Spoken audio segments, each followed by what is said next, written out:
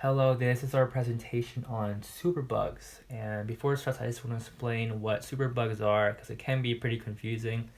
Uh, Superbugs are antibiotic resistant bacteria. They can also be seen in the form of fungi, parasites, or even viruses.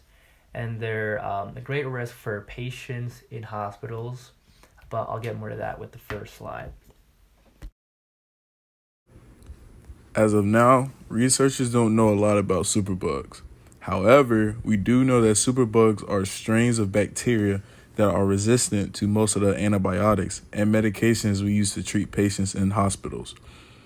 We also know that the infection of superbugs is rapid and can only be slowed down because researchers have not found ways to completely stop the spread of infection. These superbugs may cause infection to the urinary tract and skin, and it may cause patients to develop pneumonia. Superbugs are a wicked problem because it is actively a serious threat to patients in hospitals around the world. The spread of superbugs is generally unknown, so there is a large amount of research needed to be conducted. As of now, researchers have no way to stop the spread of superbugs. Researchers have only started to notice the trace amounts of these antibiotic resistant bacteria are found on various surfaces in hospitals, causing rapid contamination of employees and patients. The spread of superbugs is responsible for 35,000 deaths and nearly 3 million illnesses each year, which creates great concern for its infection, making it a wicked problem. Superbugs relate to two major scientific disciplines, which is biological and statistical.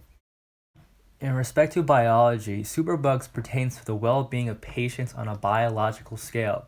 In broader terms, these bugs or bacteria enter cells of hosts through phagocytosis, where the cell absorbs things such as bacteria.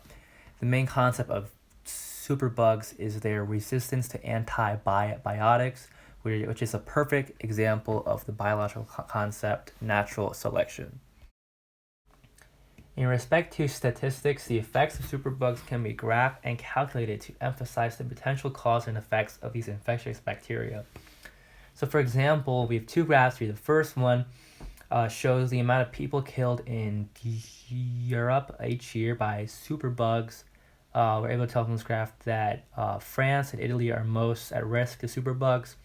And other graph, we have the deadliest types of superbugs in the U.S. From this graph, we could tell what types of bugs we have to worry about the most. So overall, statistics just tells us the cause and effects of data. Overall, popular media expresses the dilemma of superbugs consistently. This is probably because research in respect to superbugs is rushed and in early stages, as we're only trying to slow down the effects of these infectious bacteria and not fully understanding the way they work. So most resources express the problem broadly as well, which again is because of the lack of research conducted on this topic.